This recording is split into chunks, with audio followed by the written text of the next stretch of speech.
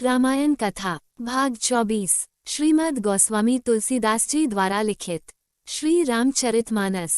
पिछले भाग में हमने देखा कि राजा दशरथ बारात को विदाई लेकर अब अयोध्या पहुंच गए हैं और सभी अयोध्यावासी उनको देखकर हर्ष से आनंदित हो रहे हैं।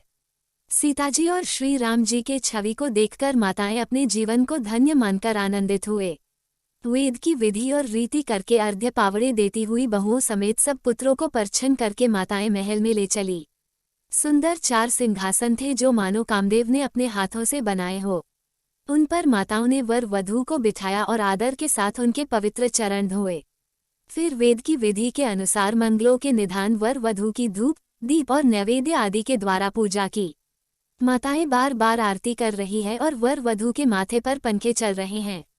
माताएं अनेकों वस्तुएं न्योछावर कर रही हैं। माताओं का आनंद तो इतना है मानो सदा के रोगी ने मानो अमृत पा लिया। जन्म का दरिद्र मानो पारस को पा गया। इन सुखों से करोड़ों गुना सुखी आज माताएं हो रही है, क्योंकि आज रघुकुल के चंद्रमा श्री राम जी विवाह करके भाइयों समेत घर आए हैं। माताएं लोक रीति कर रही है। इस महान आनंद विनोद को देखकर श्री राम मन ही मन मुस्काते हैं। मन की सभी इच्छाएं पूरी हुई जानकर माताओं ने देवता और पितरी का भली भांति पूजन किया। सबकी वंदना करके माता मांगती है कि भाइयों सहित श्री राम का कल्याण हो। देवताएं आशीर्वाद दे रहे हैं और माताएं आंचल भरकर ले रही है। तदुपरांत राजा ने बारातियों को बुलाया और उन्हें सावरिया वस्त्रमणि रत्न आभूषण आदि भेंट दिए। आज्ञा पाकर सब अपने अपने घर गए। नगर की समस्त स्त्रियों को राजा ने कपड़े और गहने दिए। याचक लोग जो मांगते राजा प्रसन्न होकर उन्हें वही देते। संपूर्ण सेवक और बाजे वालों को राजा ने नाना प्रकार के दान दिए और सम्मान से संतुष्ट किया। गुरु वशिष्ठ जी ने जो आज्ञा दी उसे लोक और वेद की विधि के अनुसार राजा ने आदर पूर्वक किया। ब्राह्मणों की बड़ी भीड़ देखकर सभी रानियों ने आदर के साथ चरण धोए और पूजन करके राजा ने सबको भोजन कराया। आदर दान और प्रेम से संतुष्ट हुए वे मन से आशीर्वाद देते हुए गए। राजा ने गाधी पुत्र गुरु विश्वामित्र जी की बहुत तरह से पूजा की और कहा, हे नाथ मेरे समान दूसरा कोई नहीं। राजा ने उनकी बहुत तरह से प्रशंसा की और रानियों सहित उनके चरण की धूलि को ग्रहण किया। उन्हें महल के भीतर ठहरने के उत्तम स्थान दिया जिसमें राजा और रानियां उनकी अच्छे से सेवा कर सके। फिर राजा ने गुरु वशिष्ठ जी के चरण कमलों की पूजा की। बहुओं समेत सब राजकुमार और सब रानियों समेत राजा बार बार गुरुजी के चरणों की वंदना करते और आशीर्वाद लेते। राजा ने अत्यंत प्रेम पूर्वक सब पुत्रों को और सारी संपत्ति को सामने रखकर उन्हें स्वीकार करने के लिए विनती की, परंतु मुनिराज ने पुरोहित के नाते केवल अपना नेग लिया और बहुत तरह के आशीर्वाद दिए और गुरु वशिष्ठ जी अपने स्थान पर गए। राजा ने सभी ब्राह्मणों की स्त्रियों को बुलवाकर सुंदर वस्त्र तथा आभूषण पहनाए। फिर सब नगर की बहू बेटी भांजी आदि को बुलवाया और उनकी रुचि के अनुसार उन्हें पहनावा और आभूषण और नेग दिया।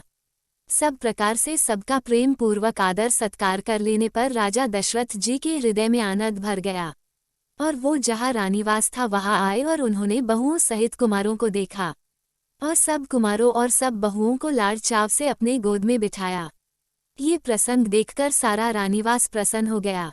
फिर राजा ने जिस प्रकार विवाह हुआ था वह सब रानियों को कहा और सब प्रसन्न हो गए। राजा जनक की प्रीति और रीति का वर्णन किया, सुहावनी संपत्ति का वर्णन किया। जनक जी की करनी सुनकर सब रानियां प्रसन्न हो गई। पुत्रों सहित स्नान करके राजा ने ब्राह्मण और गुरु और कुटुंबियों को बुलाकर अनेक प्रकार के भोजन किए। फिर सबने आचमन करके पान खाए। फिर सब आज्ञा पाकर अपने अपने घर गए। राजा ने कोमल वचन कहकर रानियों को बुलाया और कहा, बहुएं अभी बच्ची है, इनका इस प्रकार से जतन करना जैसे नेत्रों का पलके करती है। ये सब करते करते 5 घड़ी रात बीत गई। माताओं ने सुंदर सैया सजाकर श्री राम जी को प्रेम सहित पलंग पर पोढ़ाया। श्री राम जी ने बार बार भाइयों को आज्ञा दी, तब वे अपनी अपनी सैया पर सो गए। श्री राम के सुंदर कोमल अंगों को देखकर माता ने पूछा, हे राम तुमने कैसे उस भयावह ताड़का को मारा? उन दुष्ट सुबाहों और मारीच को तुमने कैसे मारा? हे तात में बलया लेती हूँ, मुनि की कृपा से ही ईश्वर ने तुम्हारी सारी बलाओं को टाल दिया। दोनों भाइयों ने यज्ञ की रखवाली करके गुरु के प्रसाद से सारी विद्या पाई। तुम्हारे चरणों की धूलि लगते ही अहिल्या तर गई। कठोर शिव धनुष तोड़ा और विश्व विजय की ओर जानकी को पाया। सब भाइयों समेत ब्याह कर घर आए। तुम्हारे सभी कर्म मनुष्य की शक्ति के बाहर के हैं, जिन्हें तुमने विश्वामित्र की कृपा से संपन्न किया। और श्री राम की करनी का बखान करके सब बहुओं को साथ लेकर माताएं भी सो गई। आगे की कथा अगले भाग में। जय श्री राम। दोस्तों, हमने भगवान श्री राम की लीलाओं को सरल भाषा में समझाने की एक तुच्छ कोशिश की है। आपको हमारी कोशिश अच्छी लगी हो तो वीडियो को लाइक कीजिए और चैनल को सब्सक्राइब कीजिए। कमेंट में जय श्री राम लिखिए।